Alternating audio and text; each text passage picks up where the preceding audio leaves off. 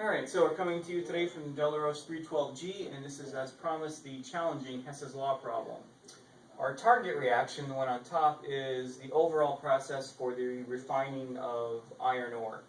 So Fe2O3, that's rust to you and me, reacts with 3 moles of carbon monoxide to form 2 moles of iron metal and 3 moles of carbon dioxide.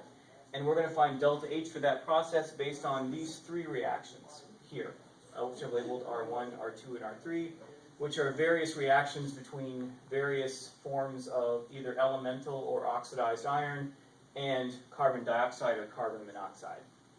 So a good strategy when doing this is to look for species that are present in only one of the reactions that you have to play with. So for example, Fe2O3. So Fe2O3 is part of your overall target reaction, and it is only present in R1. Furthermore, it's present as a reactant in both of them, which tells you that you don't have to change the direction of R1. You will have to change the stoichiometry of it, though. The target reaction requires 1 mole. R1 gives you, or uses 3. So what this means is you just have to multiply reaction 1 by 1/3. And this will give you the 1 mole of iron oxide solid. It's going to give you 1/3 mole of carbon monoxide gas. And 2/3 mole of this Fe3O4, which is called magnetite. And finally, 1/3 mole of carbon dioxide gas. And then it's usually a good idea just to go through and check to make sure that you modified all the coefficients appropriately. So divide all of them by 3, 1, 1/3, 2/3, and 1/3. So we're good there. Another species like that in here, and the only other one, is the iron itself. So our target reaction produces 2 moles of iron. Iron metal is found only in reaction 2.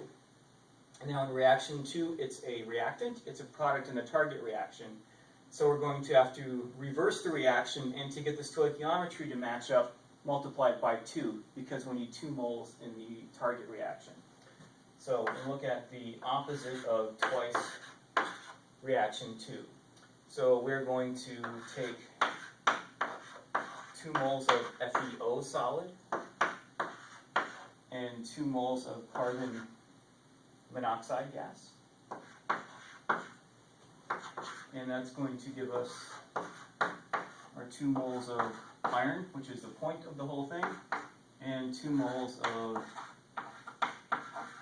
carbon dioxide gas. And again, go through and make sure you modified all the coefficients, which in this case should be 2's all across, 2, 2, 2, 2. Alright, so we're good there. And those are the only 2 species that we can do that with. So at this point, it's actually sometimes a good idea to add these 2 together and see what we have. So I'm going to do that now. So remember, just to add things together, just add up all the reactants and then add up all the products. So we're going to have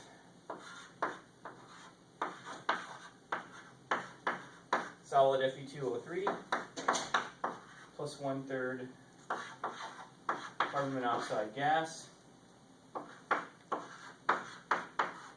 2 moles of FeO solid, 2 moles of carbon monoxide gas. That's going to give us 2/3 mole of Fe3O4.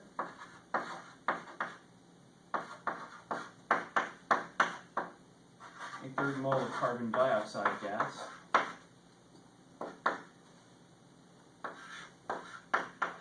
2 moles of solid iron, and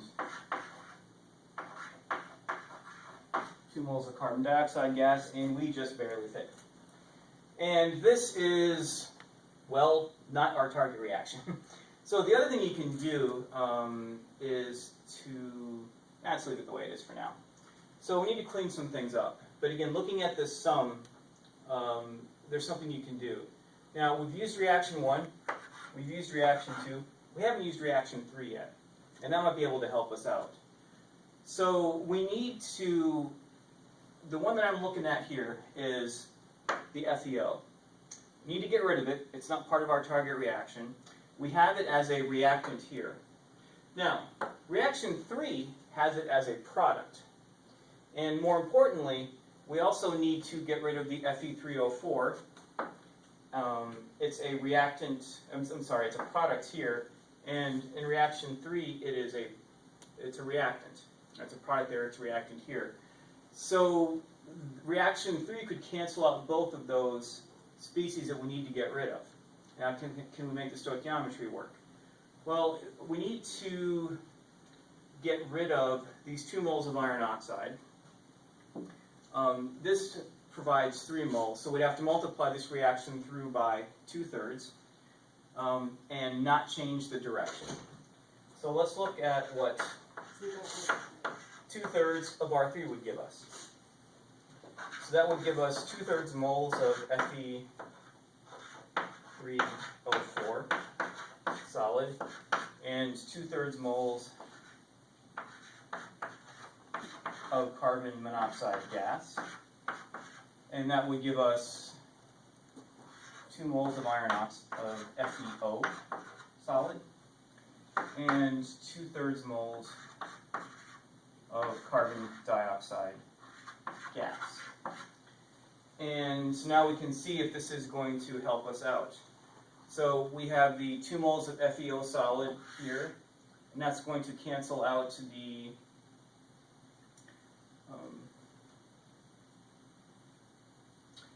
2 moles of FeO. That is, so it's a product here, it's a reactant here. Note the arrows are in very different places. So that's good. And then the other thing is, did we cancel out the Fe3O4 that we needed to? Well, we have 2/3 of a mole of Fe3O4 as a product. I'm sorry, as a reactant here. It's a product here. That's going to cancel. And if there's not any other cancellations, now we can just add stuff together. So we have a new line here. So we have Fe2O3 solid. So we have 1/3 and 2/3 of a mole of carbon monoxide. So that is a total of 1 mole of carbon monoxide. And there's 2 here. So that gives us our total of 3 moles of carbon monoxide gas. And that's it for all the reactants. So now we can add the products together.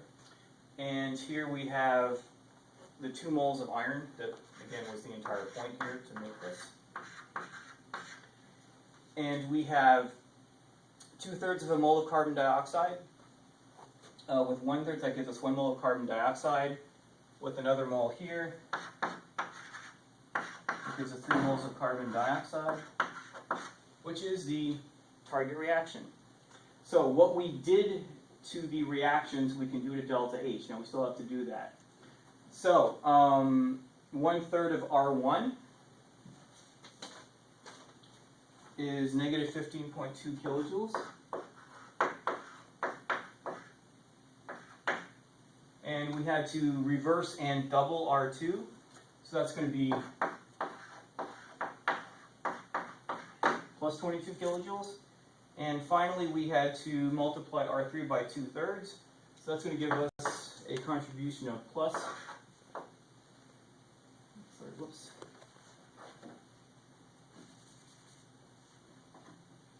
That's it. So this is plus 22. And this one is going to be plus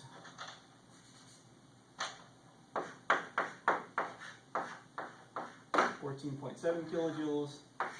So, and that is going to add up to a total of